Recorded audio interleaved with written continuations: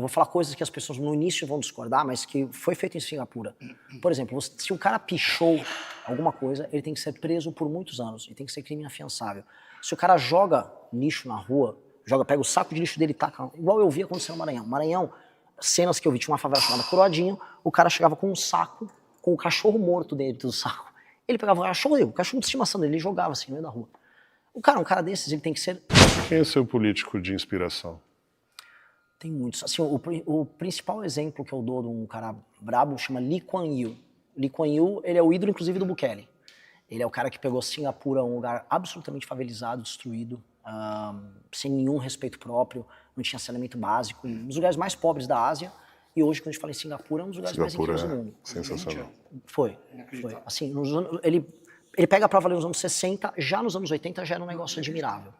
2010, você já falava, cara, eles ultrapassaram os Estados Unidos, Japão, China, todos os índices de educação, produtividade.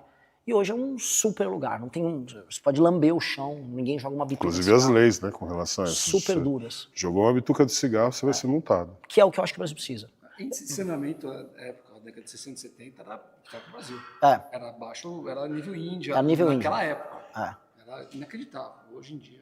Doenças bizarras, conflitos, super violento também. Então, esse cara, eu acho que esse cara foi o maior administrador político do século XX, isso com certeza. E é o maior case. E o Bukele, tu não fala do Bukele na parte de segurança. No fundo, o Bukele está querendo fazer lá, em El Salvador, o que ele fez em Singapura, que é o que eu acho que a gente precisa para o Brasil.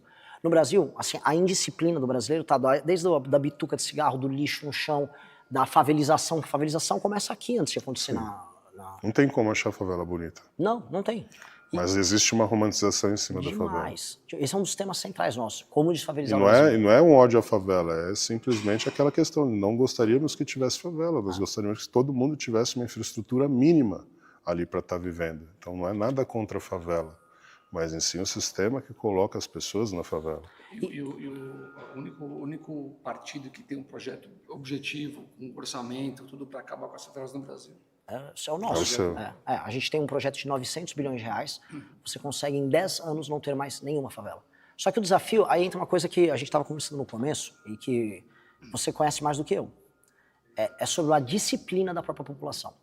Então, eu vou falar coisas que as pessoas no início vão discordar, mas que foi feito em Singapura. Por exemplo, se o cara pichou alguma coisa, ele tem que ser preso por muitos anos e tem que ser crime inafiançável.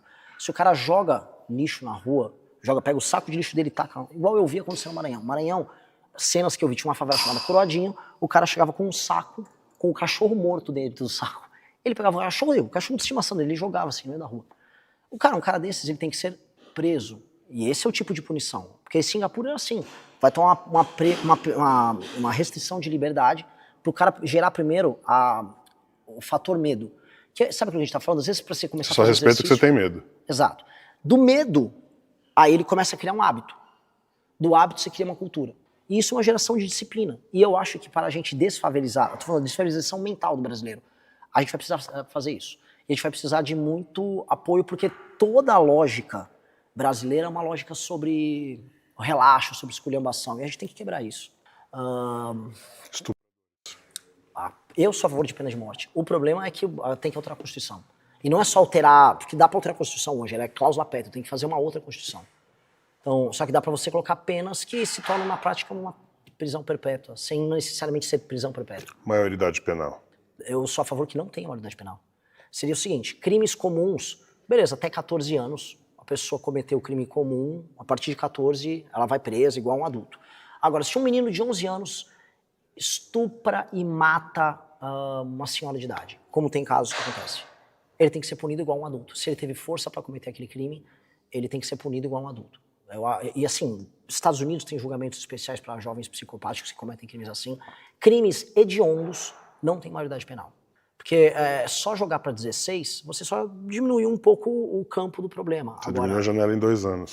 Só que ainda haverá o problema. Vamos puxar agora a janela para esses meninos de 14. Que é o que vai acontecer. Mas é óbvio, só vai acontecer a cooptação antes. Então, joga para 14, porque antes disso o menino já começa a não ter muita força física, não é a mesma coisa. Não tem nem a cabeça para o cometimento do crime.